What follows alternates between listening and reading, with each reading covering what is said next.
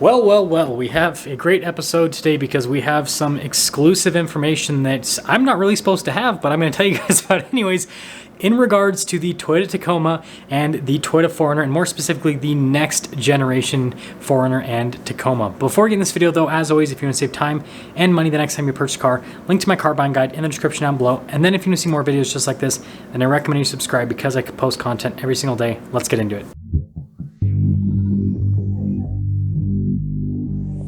Now, over the course of this Tacoma/4Runner series, I've talked about a lot of specs on the new vehicles, and most of this information has come from people that are, a little bit lower down on the totem pole within the Toyota world. However, the info in today's video comes from someone a lot higher up, and that's what's so surprising is people that are usually higher up that, kind of have more facts than fiction tend to not talk, but that's what we have in today's video.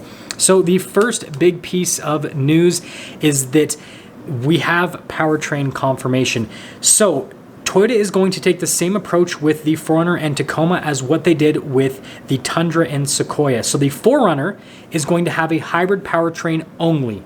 The Tacoma is going to have a turbocharged 4-cylinder as the base powertrain, and then you can upgrade to a hybrid powertrain that is going to be the same hybrid powertrain that is in the 4Runner. They're calling it the iForce and the iForce Max, just like in the Tundra and in the Sequoia. Now, when it comes to the powertrain, it is the turbocharged 2.4-liter 4-cylinder that is currently in the new Highlander and the Lexus NX, and the hybrid form that is in the new Toyota Crown. And so that is correct. We are getting the powertrain that they are already using in a bunch of vehicles, but then they are basically reconfiguring it for the 4Runner and the Tacoma. Now, the reason that they're going this route is, first off, when it comes to the Tacoma, they understand that there's going to be a pretty big group of people that are going to still use the Tacoma as a work truck, and so that's why they want to have just the standalone turbocharged 4-cylinder as an engine option. It's going to be a lower cost option so that people can still buy, a base model Tacoma with the quote-unquote base model engine to use it for work truck stuff. But then the higher end packages on the Tacoma will either have the hybrid as an option, or they will have it as standard equipment. So like the Tacoma TRD Pro will have the hybrid powertrain as standard equipment. Now, when it comes to the 4Runner, that's a slightly different demographic. It's not really a work vehicle. That's more of a personal type vehicle. And so that's why they are just doing the quote-unquote iForce Max as standard with the 4Runner, similar situation to what they did with the Sequoia. But what this means is the 4Runner starting price is now going to be substantially higher than the Tacoma starting price. I mean, it's already like that now, but there's going to be an even bigger gap. I mean, look at the Sequoia and the Tundra. You can get a brand new base model Tundra for like just under $50,000 or right around $50,000, whereas the Sequoia, it's like good luck finding one for less than $60,000. And so with this new 4Runner and Tacoma, it's going to be a similar story where you'll probably struggle to find any sort of 4Runner for under $40,000. Most of them are probably going to be mid 40s to high 40s and well into the 50s. Like the new TRD Pro is surely going to be over $60,000 with all of the changes that are happening and the changes with pricing as well. And let's kind of dive a little bit more into that. Now, I do want to say I don't have any confirmation on pricing or some of the other specs that I'm talking about, but with the information that I got and some of the nods and everything, I think it's pretty safe to assume that all this stuff is going to be pretty dang accurate to what we will see upon final release. So with pricing, basically expect with the Tacoma for it to be, a couple $1,000s more expensive on every single package compared to what we have now. And then vehicles equipped with the hybrid powertrain are going to be even more than that. Expect them to be like $4,000 or $5,000 more expensive than what we have now. So like a Tacoma TRD Pro with the hybrid powertrain is going to be right around $60,000 once it is released with this new body style. Now, on the 4Runner side of things, like I said, everything's going to be a little bit more expensive. And so, again, expect TRD Pro to be $60,000, and then expect something like, a TRD Off-Road to be over $50,000 if it's got the premium package and everything. So just kind of add, just to be safe, if it's a 4Runner, add about $4,000 onto the current pricing. If it's a Tacoma, then add about $2,000 for the regular engine, then add about $4,000 or $5,000 for the hybrid powertrain.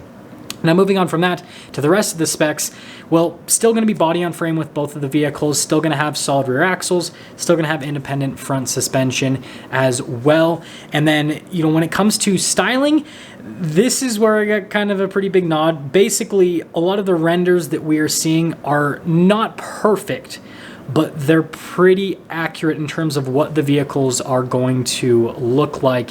And so they're basically taking the Sequoia and Tundra styling and, they're tweaking it quite a bit for these vehicles, but they're shrinking it down for the 4Runner and Tacoma platform to just kind of work with the proportions and everything. And I don't think that's a bad thing. I think that the renders all look great, and I think that the new Tundra and Sequoia look great, especially the Sequoia. The Sequoia looks super cool. So we have like light confirmation on that side of things.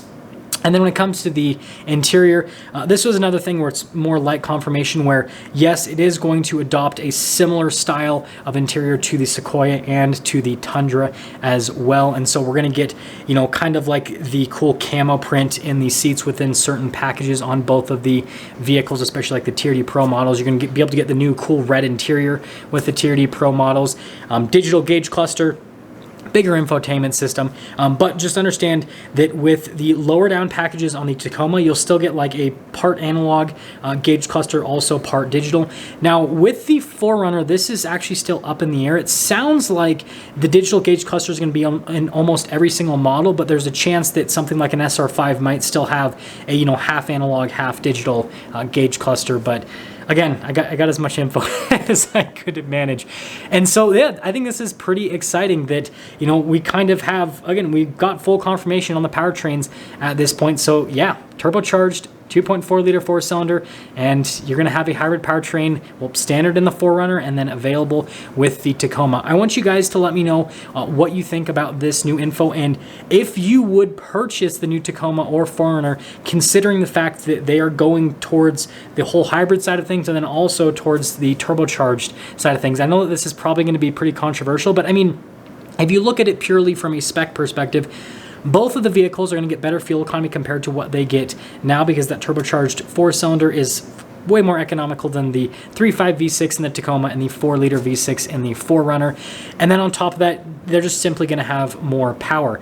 What it's going to be, looking like from a power perspective, with the standard powertrain, you're looking at almost 300 horsepower and then over 300 pound-feet of torque. That's better than both of those vehicles. And then with the hybrid powertrain, you're looking at like mid 300s for the horsepower and torque, which is way more than what we've really ever seen in a 4Runner or Tacoma outside of a supercharged version that gets like 2 miles per gallon. So yeah, I'm all about it, but I'm interested to hear what you guys have to say about it. And with that being said, that's going to sum things up.